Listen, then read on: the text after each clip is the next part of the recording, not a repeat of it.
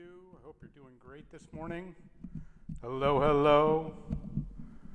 Hope you can hear me all right. Everything's... How is that? Let me know. Always a little technically different here in the sanctuary, so let me know if you can, if we sound okay and we look okay. I don't know how we look, but hope you are continuing to dig out and live into these days, such as they are. Good morning, Karen. How are you this morning?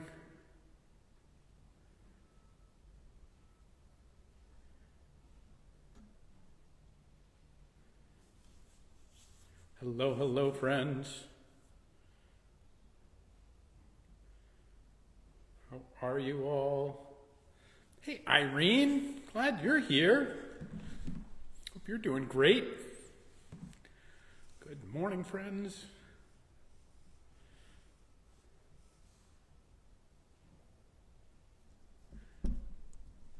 Great, thanks. Good to know. Good morning, everybody. We find ourselves here in the sanctuary. Let me know if whoever's here, if you can let me know in terms of the sound, if we sound all right. That's we're doing okay there. Good morning, everyone. All right, a few other people coming along.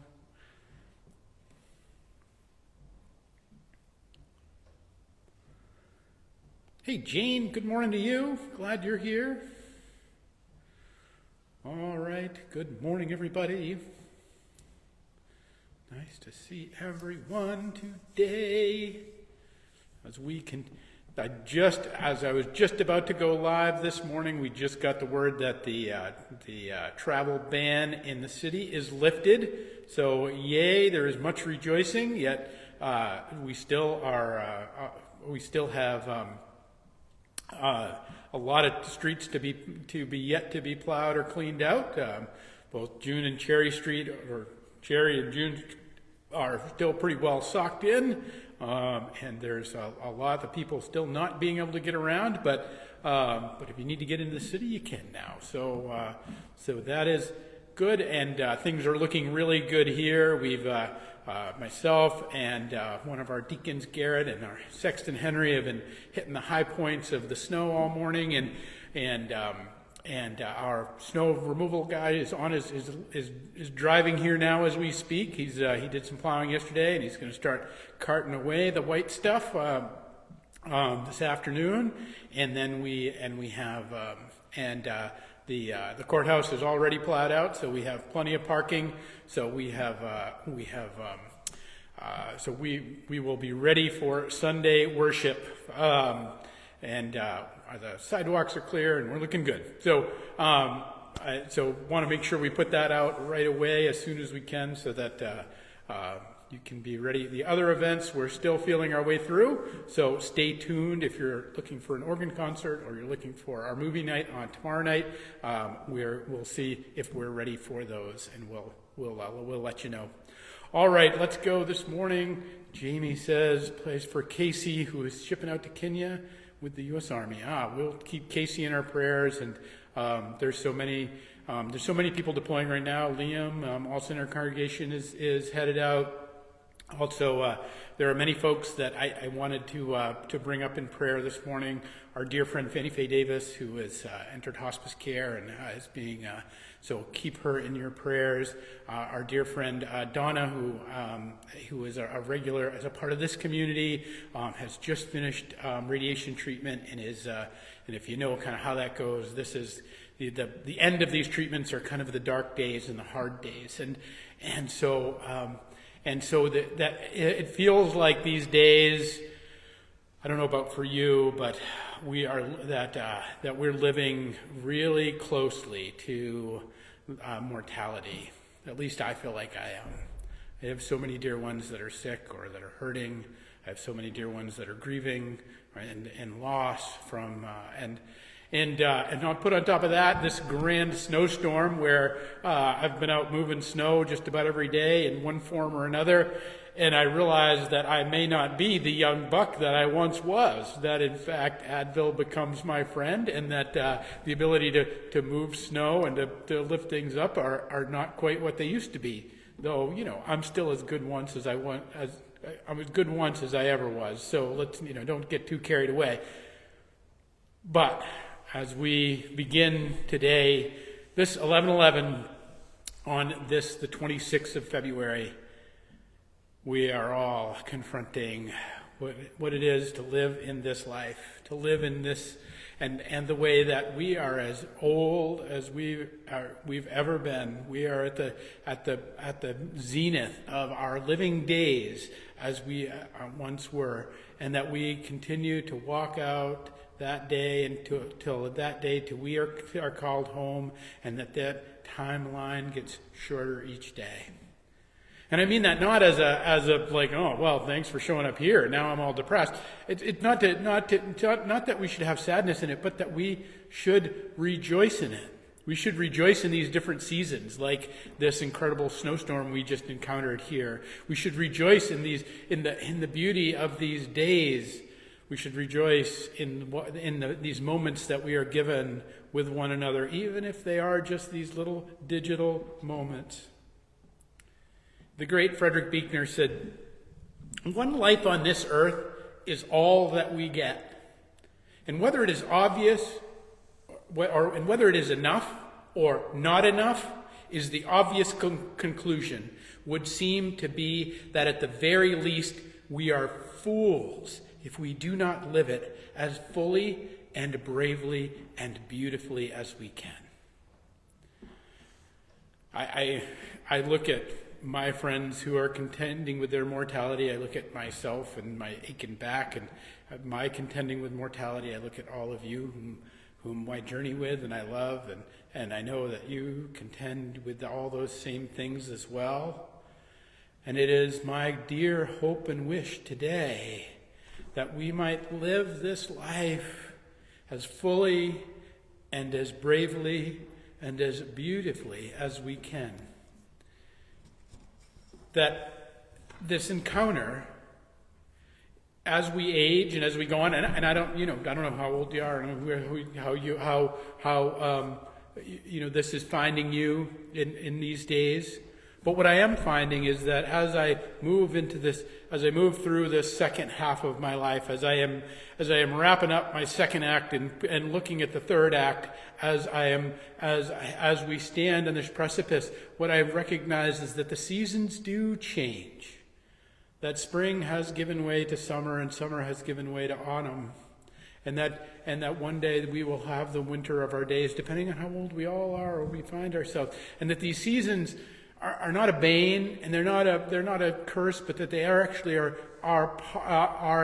as a part of them an opportunity in each one to live bravely and beautifully and fully as we can, although it may not look the same in each one.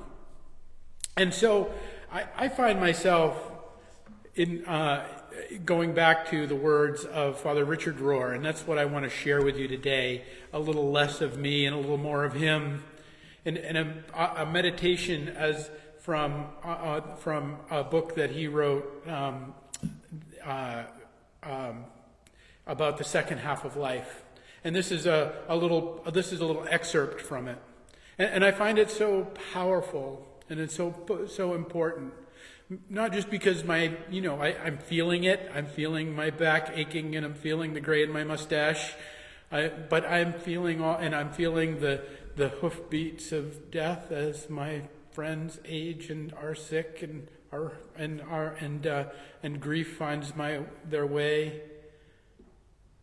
And it is this attempt that we all have in each season to live fully and beautifully and bravely the days that we have.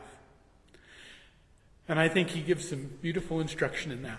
And so I just want to read this. I wanted to share this with you this morning. It's kind of where my heart is anyway. A bright sadness I die by brightness and the Holy Spirit. Thomas Merton.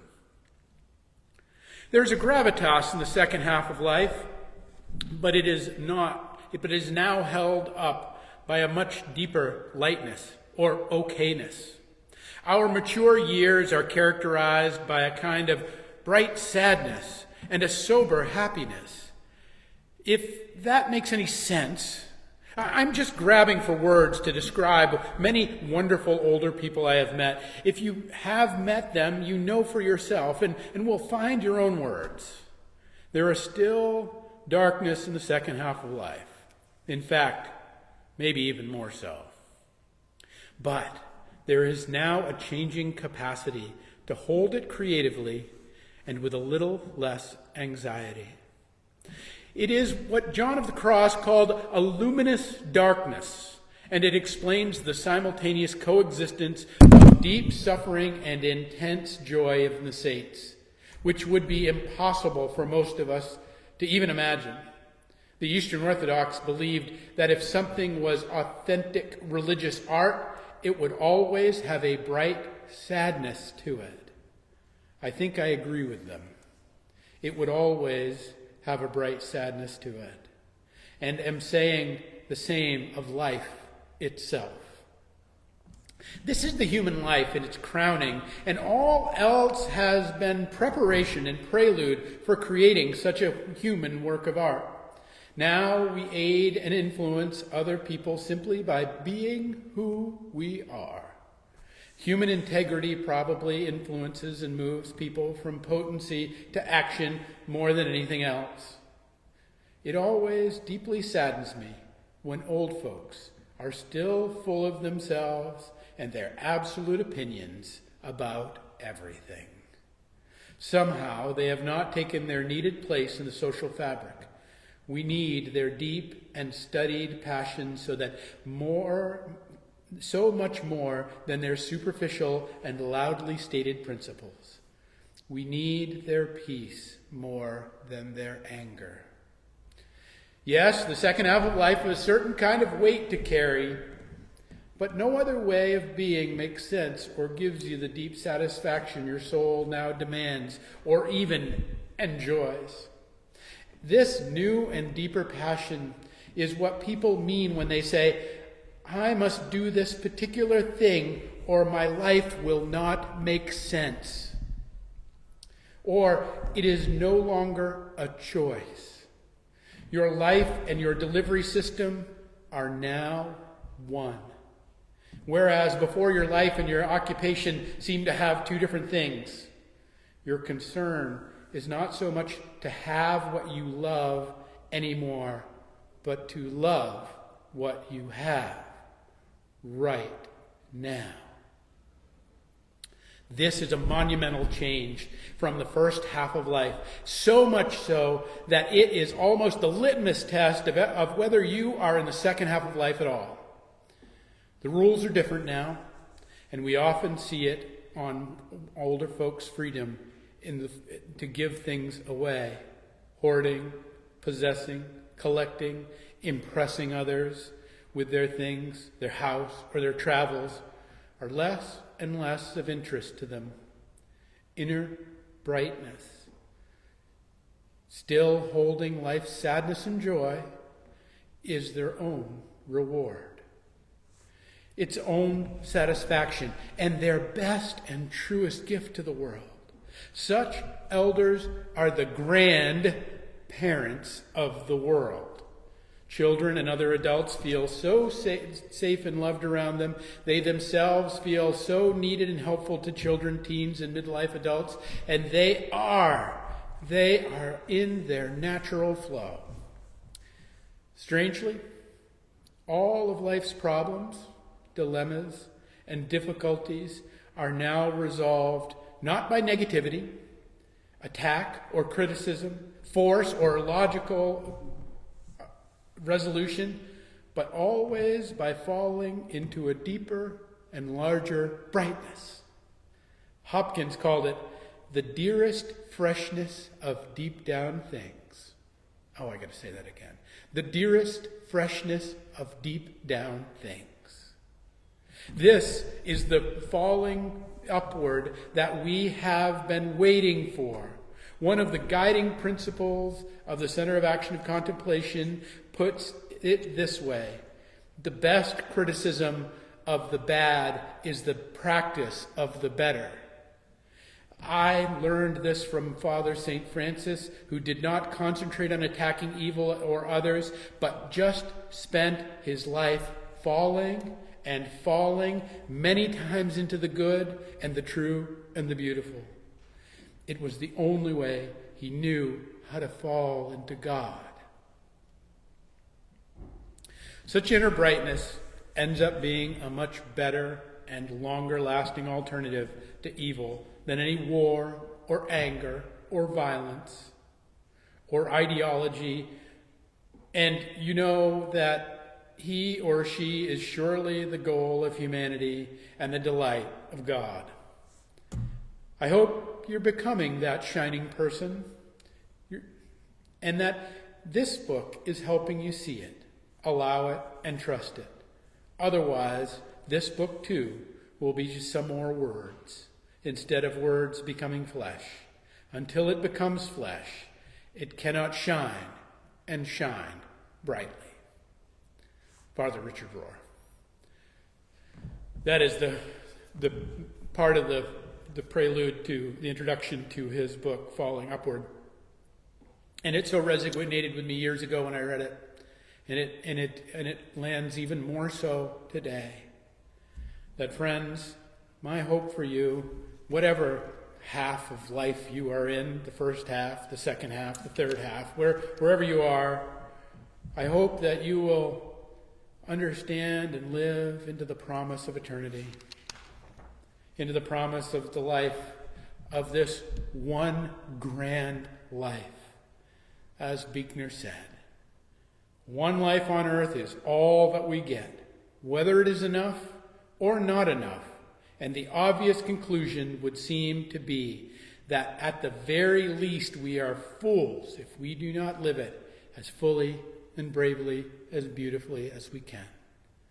Friends, I hope that you live this day as fully and bravely and beautifully as you can. Amen.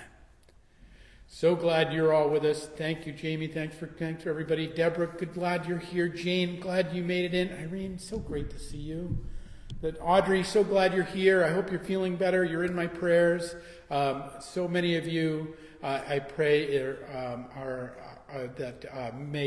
may know healing in these days and may know grace in these days. Do keep Faye and Donna in your prayers. Keep our friend Wayne in your prayers, who's also recovering from some illness. Keep Patricia in your prayers, who's also recovering. So many that are on our hearts. And that we might live fully and bravely, as beautifully as we can. Stay tuned for the rest of the events that are coming up this week, friends. We'll let you know what's going to happen. Those will be posted on the Facebook page, what's coming. But we'll definitely be worshiping on Sunday. Peace and grace to you all, and we'll pick it up next week with another 11:11.